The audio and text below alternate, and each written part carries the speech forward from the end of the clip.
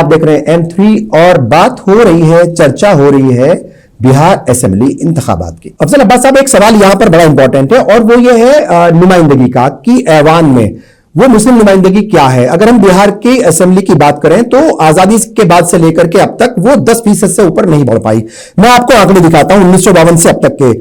1952 में 7% जो है वो नुमाइंदगी थी असेंबली में, बिहार असेंबली में। 57 में 8% थी और 62 में वो 7% के आसपास थी। 67 और 69 में 6% थी। अगर हम बात करें फिर आगे की, हम चले जाते हैं 72, 77, 80 की अगर हम बात करें, 80 में 10% ये आबादी बढ़ी। आबादी टोटल कितनी है? तकरीबन 18%। और ऐवान के अंदर नुमाइंदगी कितनी रहती है? 7-8%। 10% से ऊपर कभी नहीं बढ़ी। और बात अगर हम कर लें 1995 की, 2000 की, 2005 की और 2010 की, तो मैं बता देता हूं आपको, वो 6%, 9%, 7% और 8% तक ही रही है। तो वजह क्या है? ये नुमाइंदगी क्यों नहीं बढ़ती? टिकट्स कम दिए जाते हैं, ये वजह है या इसके पीछे की कुछ और वजह है? लेकिन बात बिल्कुल सही है कि जो आबादी के एतबार से मुसलमानों को टिकट उतना नहीं मिलता है जितना मिलना चाहिए। बात बिल्कुल सच है, क्योंकि डाटा को आप झुटला नहीं सकते ना। बिल्कुल सही। लेकिन ये भी सवाल है कि पिछले बार हम लोग 12 टिकट दिया था असेंबली में और शायद एक भी हम लोग जीत के नहीं आए। हाँ। और उसके पहले भी दिए। हमारा सवाल दो बात है कि हम टिकट दे, जिताना ना जिताना ये जनता का काम होता है, लेकिन हम कहीं ना कहीं हम जब टिकट देते हैं, हम मुसलमानों की बात कर रहे हैं, और तो वहां भी कहीं ना कहीं डिस्क्रिमिनेशन होता है जिसके मुसलमान खुद हारते हैं। बड़ी ईमानदारी से कह रहा हूं कि हम भी कहीं ना कहीं फिरका परस्ती के बुनियाद पे अपने ही कौम के लोग पढ़ाते हैं। जेडीयू से आए और फलां से आए, अगर मान लीजिए तो हम नहीं देंगे उस क्वालिटी के हैं, वो इस क्वालिटी के हैं या इस कैटेगरी के हैं, ये भी एक बात होती है। हाँ। इससे इनकार आप नहीं कह, टीवी चैनल पे आप रिकॉर्ड नहीं करवा सकते। अलग अलग मैं बोल रहा हूं कि वो इस अकीदे के इनको वोट नहीं देंगे, वो इस कास्ट के नहीं देंगे।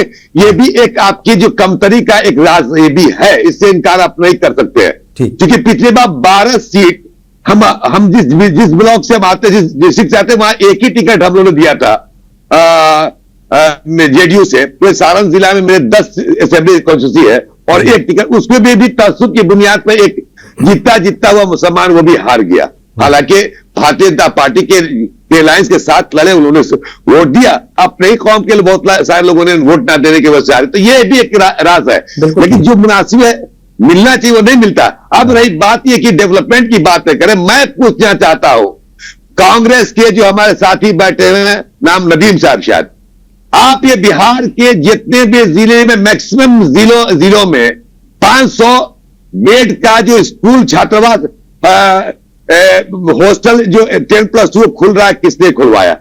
शिया वक्फ बोर्ड हो या सुन्नी वक्फ बोर्ड हो, सबकी जमीन पर 10+2 का स्कूल 55 को 60 करोड़ का बनाया जा रहा है। अब मैं बता बैठा हूं, मैं शिया वक्फ बोर्ड का चेयरमैन हूं। अररिया पूर्णिया में, मुजफ्फरपुर में 500 कुछ बेड का और लड़कियों के हॉस्टल के साथ जो 10+2 के लिए स्कूल बनाया जा रहा है, वक्फ बोर्ड ने भी जमीन दिया है, सरकार खुद अपनी जमीन पे भी बना रही है। तो क्या इसके पहले कांग्रेस ने किया? मैं और आता हूं उसके बाद हमें सवाल का, क्योंकि आप जो बोल रहे हैं कि क्या नहीं किया, मैं मानता हूं कि हम भारतीय जनता पार्टी के साथ रहे। हाँ। जितनी भी योजनाएं अक़लियत समाज के लिए रही, तो बिहार का फाइनेंस मिनिस्टर कौन था? पूछिए इनसे। भारतीय जनता पार्टी का फाइनेंस मिनिस्टर होता था, जो आज भी है हमारे सम्राट चौधरी और उसके सुशील मोदी। सारी योजनाएं जो बिना फाइनेंस के होती नहीं है। तो क्या भारतीय जनता पार्टी ने मुसलमानों के फलाह बहबूद के लिए या उसके अपलिफ्टमेंट के लिए उसका योगदान नहीं है? इसे इनकार कैसे कर देगा? पॉलिटिकल बातें होती हैं, हम आपकी बात नहीं मानेंगे, ये हमने जिद मांग कर लिया है, वो ये अलग बात है। लेकिन तो मानिए ना, सुशील मोदी साहब थे ना लगातार फाइनेंस मिनिस्टर। आज हम जहां बैठे हुए हैं, यहां पे बीपीएससी के लड़के पढ़ के जा रहे हैं, यहां दरोगा के लिए कोचिंग के लड़के जा रहे हैं, पुलिस के जा रहे हैं। आज 35% महिलाओं का आरक्षण है, उसमें जात धर्म की बात नहीं, मुस्लिम लड़की है, अदर कास्ट की भी लड़की है। आज ग्रामीण स्तर पे हमारे अति पिछड़े मुस्लिम की औरतें, जो आज महिलाएं जो है वो आज जो मुखिया बन रही है, वो सरपंच बन रही है, फिर आप ब्लॉक अध्यक्ष बन रही है। ये दिन किसकी है? इसको आप भूल सकते हैं क्या? ऐसी जब मेरे पास जितनी भी किताबों का हवाला दे, तो मैं बोला ना कि 2-2.5 घंटा पढ़ने में लगेगा। आज 9,500 कब्रिस्तान की घेराबंदी किसके रिजिम में हुआ? नीतीश कुमार ने। अभी इसके बरक्स देखिए एक बार कि मंदिरों की भी घेराबंदी उन्होंने किया कि ये बवाल का घर है, जो पुरानी मंदिर है उनको उनका घेराबंदी होनी चाहिए। और नीतीश कुमार ने की नहीं किया, डिस्क्रिमिनेशन नहीं किया। आप पटना में जब अंजुमन इस्लामिया का उद्घाटन हो रहा था, नीतीश कुमार जी के साथ मैं था, बड़ी ईमानदारी से कह रहा हूं, मुझसे कहा आमिर सुबहानी साहब चीफ सेक्रेटरी थे, क्या शिया वक्फ बोर्ड की जमीन पे भी इस तरह की बिल्डिंग बन रही है कि नहीं बन रही है? फौरन ऑर्डर हुआ 55 करोड़ की बिल्डिंग से इमामबादी बेगम वक्फ स्टेट में बन रही है। हमारी कोशिश नहीं, नीतीश कुमार जी की ही देन थी। आप कह रहे हैं कि काम जो सरकार करना चाहिए सरकार को, वो सारे काम कर रही है। ठीक है, कहते कि सरकार ने काम किया, इससे इनकार नहीं किया। कहीं आप कमियां हो सकती है, इंसान है, इंसान से बात हो सकता है। हम तो फरिश्ता तो है नहीं, बिल्कुल, लेकिन जितना हो सका नीतीश कुमार जी ने हर तबके के लिए किया। मैं बेबाकी से बोल रहा हूं, अगर किसी को जवाब देना हो तो पटना में है, तब से आके बात कर लेंगे मेरे ऑफिस में। ठीक है डॉक्टर निजामुद्दीन साहब, ये सवाल आपसे भी है कि मुस्लिम नुमाइंदगी बढ़ेगी कैसे ऐवान में जब आप टिकट ही नहीं दोगे, और रूलिंग पार्टी है बीजेपी बहुत सारे स्टेट्स में और केंद्र में भी, तो आप टिकट नहीं देते। आपकी पार्टी से सबसे बड़ी शिकायत है मुस्लिम तबके को कि आप टिकट ही नहीं देते। बाकी बयानबाजी और उनके जो मुस्लिम इश्यूज हैं उनको मतलब बीच बीच में उनको कहीं ना कहीं परेशान करते रहते हैं उनके जरिए, तो इसका जवाब क्या है फिर आपके पास? टिकट नहीं देते। हाँ। तो 98 में सैयद शाहनवाज हुसैन किशनगंज से चुनाव लड़ने चले गए। आज की बात कर रहे हैं सर, 2014 के बाद की बात कीजिए। 14 की बात कीजिए। देखिए मुसलमानों को टिकट, यहाँ मुसलमान भी इतने खाने में बटा हुआ है जी, जो है जिसका कोई हद नहीं। हम सिर्फ तो मुसलमान समझते हैं कि अरे भाई आप तो मुसलमान, अफजल साहब मुसलमान है, लेकिन दूसरा आदमी कह रहा है तो शिया है, ये मुसलमान थोड़ी है, ये तो पठान है। तो ये जो फीलिंग है अगले पिछले की पॉलिटिक्स, अगले पिछले की पसमानदा की पॉलिटिक्स जो है, तो हिंदुस्तान में मुसलमानों को इस तरह खाने में बांट कर रखा गया है कि जो है जिसकी वजह से मुसलमान जो है आगे नहीं बढ़ पाता है। और रही बात ये कांग्रेस की, जो है कांग्रेस ने क्या किया है भाई, आप पहले बताइए ना, कांग्रेस ने क्या किया है? आज जो जंगल राज के नुमाइंदा लोग हैं उनके साथ जो है चुनाव लड़ने जा रही है, इतने बड़े दाग हैं उनके ऊपर, उस दागी आदमी के साथ आप चुनाव लड़ रहे हैं, और कहां आपको तरजीह दे रही है? कहां 70 से आप 50 पर पहुंच गए? आप बताइए ना, जय आपको वजूद है क्या? आप राष्ट्रीय पार्टी हैं, 99 आपके सांसद हैं, फिर भी आपको बात कहां चल रहा है बिहार में? आप क्या कर रहे हैं मुसलमानों के लिए? आप बताइए। कांग्रेस कितने, अभी सर ने बहुत अच्छी बात कहा कि आपके जो यात्रा थी SIR की, उस यात्रा में तेजस्वी जी दिखाई दे रहे थे, मुकेश सहनी दिखाई दे रहे थे, तारिक अनवर कहीं नहीं दिखाई दे रहे थे। कटिहार के सांसद हैं तारिक अनवर, लेकिन उनका कहीं जो है वजूद नहीं था। तो आप जवाब दीजिए ना, क्या मुसलमानों के लिए आप क्या कर रहे हैं? एक यात्रा में आपके साथ मुसलमान नहीं है, एक शकील अहमद खान छोड़ करके। ठीक है, नदीम अंसारी साहब मैं आपके पास आऊंगा। ये बात भी है, देखिए शिकायत तो कांग्रेस से भी रहती है, ये बात तो सच है कि कांग्रेस टिकट्स देती है, और हो सकता है कि 19-20 का फर्क हो, मगर टिकट्स देती है, और जब हुकूमत बनती है तो उसमें भी जगह मिलती है मुस्लिम नुमाइंदगी को, ये सच है। मगर फिर भी शिकायत तो रहती है, और पिछले काफी लंबे वक्त से ऐसी शिकायतें या ऐसा मुस्लिम तबके को लगता है कि जो मुस्लिम नुमाइंदगी है उन्हें स्टेज पर जगह नहीं दी जाती। और पिछले दिनों आजम खान जो उत्तर प्रदेश के समाजवादी पार्टी के एक बड़े लीडर हैं, जेल से छूटकर आए, जब वो बहुत सारे टेलीविजन चैनल्स को इंटरव्यू दे रहे थे, उन्होंने भी इस बात को कहा कि महागठबंधन का इंडिया ब्लॉक का जब भी कोई बड़ा प्रोग्राम होता था तो मुस्लिम चेहरे वहां पर नहीं दिखते थे। वैसे ही शिकायत वोटर अधिकार यात्रा के दौरान भी मुस्लिम तबके को मिली। ये सवाल मैं पहले भी कर चुका हूं।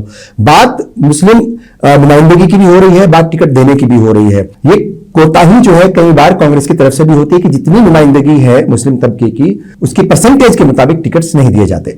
देखिए जी, कांग्रेस जब कोई आदमी कोई काम करेगा तभी उसके ऊपर तनकीद होती है जी। तो हमारे जो पैनल के और लोग हैं, मोहतरम लोग हैं, वो कांग्रेस की तरफ जो तनकीद कर रहे हैं उसका एक बड़ा हिस्सा यह होता है कि हमने लंबे अरसे तक हिंदुस्तान में हुकूमत की है, हमने मुसलमानों के लिए बहुत सारे काम किए हैं, और तब जब हम काम करते हैं तो उसमें कुछ खामियां, कुछ गलतियां, कुछ कमियां रहती है।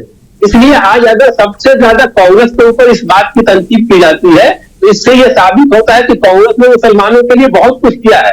आजादी के बाद सबसे पहला एजुकेशन मिनिस्टर हमने दिया, उन्होंने IIM बनाया, उन्होंने जो भी संस्थाएं थी वो मौलाना अबुल कलाम आजाद साहब की देन है। आज आप चंद स्कूलें बना करके, स्कूलों जो हम मदरसा बनाए थे उसको मरम्मत कर करके, यानी यूं कहा जाए कि अगर बाप दादाओं ने घर बना दिया और आप उसको गिरफ्तारी कर करके आप बताते हैं कि हमने बिल्डिंग बना दिया, ये आपका हक है क्योंकि दौरे इक़्तिदार में अभी आप है, आपको उसकी मरम्मती देखनी पड़ेगी, आपकी उस बिल्डिंग की हिफाजत आपको करना, आपके जनता ने आपके ऊपर ये भरोसा जताया है। हाँ। तो आप उसके ऊपर रंग करके उसका पूरा का पूरा श्रेय आप नहीं ले सकते कि ये हम किए हैं। आज ये बातवारी की बात कर रहे हैं, ये इस पार्टी के साथ है जो शौचालय की बात करती है, लेकिन हम लोग IIM की बात किए थे, हम लोग इसरो की बात किए थे, हम लोग एजुकेशन की बात किए थे, हम लोग यूनिवर्सिटी बनाते थे, हम लोग मदरसा बोर्ड देते थे, हम लोग कॉलेज बनाते थे। दूसरी तरफ अगर बात है तो आज अभी हमारे साहब कह रहे थे कि नीतीश कुमार जी ने पटना में अंजुमन इस्लामिया का रूप बदल दिया, बिल्कुल बदल दिया। कल तक अंजुमन इस्लामिया एक ऐसा मरकज हुआ करता था जहां आम मुसलमान की बच्चियों की शादी बहुत कम पैसे में हो जाया करता था, लेकिन आज आप चले जाइए, वो पहले के मुकाबले 100 गुना नहीं 200 गुना वहां के रेट बढ़ चुके हैं। आम जो मुसलमान है वो उस हॉल में आज नहीं जाता है। हाँ। उसके रेट्स तो आप देख लीजिए, उसके बीच के उस वक्त भी बहुत सारे लोगों ने इसके ऊपर बात रखी थी, लेकिन इरशादुल्लाह साहब जो है उन्होंने इसको नहीं सुना था। तो अंजुमन इस्लामिया की अगर बात की जाए तो अंजुमन इस्लामिया को मुसलमानों से छीन लिया गया है, उसको एक अंडा देने वाली मुर्गी बना दी गई है, उसमें आम मुसलमान आज नहीं जा पा रहा है क्योंकि उसकी जो फीस है वो हम कोई मेरा कहना तो नहीं, वो फीस सबको पता है कि आज वहां के हॉल को बुक करने में कितने पैसे वहां दिए जाते। दूसरी चीज, अभी पटना की अगर आप बात कर ले तो पटना में भगतपुर के स्थान में वहां पे एक मैरिज हॉल देने की बात हो रही थी, वहां के लोगों ने उसका विरोध किया, एहतजाज किया, तब जाकर उसमें कोई बात बनी। तो जो चीजें हुई है उसको पूरी तरीके से आप ये नहीं कह सकते कि ऑल इज वेल कहीं नहीं है। और अभी हमारे कुछ शिकायतें हैं, लेकिन आप कह रहे हैं कि काम किया गया है, नुमाइंदगी के मुताबिक देने की कोशिश की गई है। जी, अभी उन्होंने कहा कि हमने मुसलमानों को टिकट दिया। शहनवाज साहब मुसलमान बाद में है, पहले भाजपा के दामाद है, उन्होंने दामाद को टिकट दिया, मुसलमान को नहीं दिया। शहनवाज साहब के अलावा तो पूरे बिहार में कोई मुसलमान नहीं है। ठीक है, देखिए बहुत ये बात सच है। ठीक है, नदीम साहब एक बात माननी पड़ेगी कि 2014 के आम इंतखाबात में भी टिकट्स दिए गए थे, उसमें शाहनवाज हुसैन को भी टिकट दिया गया था, कुछ हजार वोटों से वो हार गए थे। उससे पहले कई बार टिकट दिए गए, असेंबली लेवल पर भी दिए गए और नेशनल लेवल पर भी, यानी मतलब जो आम इंतखाबात है उसके लिए भी दिए गए, लोकसभा के लिए भी दिए गए। ये भी सच है कि मुस्लिम तबका उस लेवल पर वोटिंग नहीं करता बीजेपी के लिए। बहुत सारी वजूहात होंगी, शायद ये वजह है क्योंकि उनके जो दीन के मामले हैं, जो शरई मसले हैं, उसको कहीं ना कहीं वो टच करती है या कुछ ऐसे भाषणबाजी हो जाती है जिससे उनको परेशानी होती है या नाराजगी होती है। ये भी सच है, मगर टिकट देते रहते हैं। बात दामाद की और उसकी नहीं है, बात लीडर की है। वो पार्टी के लीडर हैं, उनको टिकट दिया गया और वो जीत करके भी आए। ठीक है साहब, मैं वापस आपके पास आऊंगा। प्रोफेसर फिरोज मंसूरी साहब, मुस्लिम तबके के कौन से वो बड़े इश्यूज आपको लगते हैं बिहार के अंदर, बिहार के इन असेंबली इंतखाबात में होने वाले हैं, जिनको वो मद्देनजर रख करके पार्टियों को चुनेगा या कैंडिडेट्स को चुनेगा, या फिर वही उसके सामने एक बड़ी, उसके कंधों पर एक बड़ी जिम्मेदारी इस बात की है कि वो कैसे बीजेपी को हराए? रोजगार का मसला है, सिक्योरिटी का मसला है, तालीम के बेहतर इंस्टीट्यूशंस हो, अच्छे मौके मिले और कैसे नौकरियां ज्यादा मिले, कैसे हिफाजती इंतजामात पहले से बेहतर हो। क्या ये मुद्दे हैं या फिर वही जिम्मेदारी अगेन कि कैसे बीजेपी को हराना है? शुरू में जो आपने मुझे मौका दिया जी, तो मैंने शुरू में ही मुद्दे पर रख दिया था बात। और यही वजह है कि अब्बास साहब और निजाम साहब जो पूरी तरह से मुद्दे बेस्ड बात कर रहे हैं। वो भले जदयू की और नीतीश सरकार का काम था, अभी देखना है कि भाई रिप्रेजेंटेशन क्या है आपका। भाई 1952 से लेके 2025 तक में आप 10% क्रॉस नहीं कर पाए, नहीं किए, आप 18% पर हैं। और हमारे भी भाजपा के साथी कह रहे थे कि मुसलमान जात पात में बच गया। हाँ। तो वो तो हिंदुत्व का एजेंडा चल रहा, वो भी पूरा हिंदू कर रहा है। आपको नहीं पता है कि बिहार में सेकुलर सरकार है, नीतीश कुमार की सरकार है, मंडल आयोग देश में लागू है, वर्गीकरण देश में लागू है। ये एक साइंटिफिक और बजाबते संवैधानिक मामला है कि भाई आपने मुसलमानों के ओबीसी को क्या रिप्रेजेंटेशन दिया, आपने अति पिछड़ा एबीसी को क्या रिप्रेजेंटेशन दिया, आपने जेंडर को क्या रिप्रेजेंटेशन दिया। तो यहाँ ये कहाँ सवाल आता है कि मुसलमान बच जाते हैं? अरे भाई साहब, आपको जाति गणना माननीय मुख्यमंत्री नीतीश कुमार जी ने बिहार में 22-23 में जाति गणना करा ली है और जाति गणना में बता दिया है इस राज्य में 5% अशराफ है। कितना? 5%, ओनली 5% अशराफ। और अति पिछड़ा मुसलमान कितना है? अति पिछड़ा मुसलमान 85% है। रिप्रेजेंटेशन क्या है आपका? आप किस तरह का टिकट दे रहे हैं? क्या हमारी ये तमाम दल के लोग बैठे हुए हैं, इनके सुप्रीमो इतने प्रतिशत अति पिछड़ा मुसलमानों को, जो बिहार की सबसे बड़ी आबादी है, जो बिहार का 40% का रिप्रेजेंटेशन कर रहा है। अति पिछड़ा मुसलमान में 112 जाति है अति पिछड़ा में, रब्बानी साहब, और उसमें 27 जाति मुसलमानों के हैं। शेख सैयद पठान को अगर अलग कर दीजिए 5% को, जितने हैं सभी अति पिछड़ा पसमानदा है।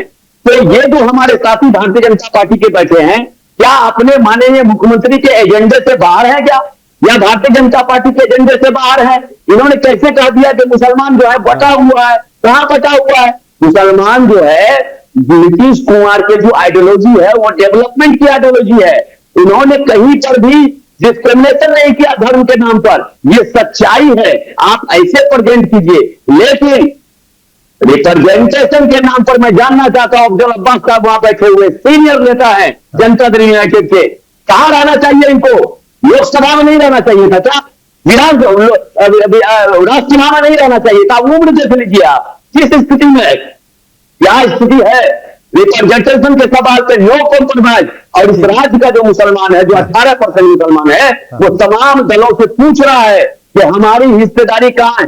मैं रब्बानी साहब मैं बता देता हूं, राष्ट्रीय जनता गठबंधन का साथी है, बीआईपी में मुकेश सहनी 2% का समाज है और डिप्टी सीएम मांग रहा है।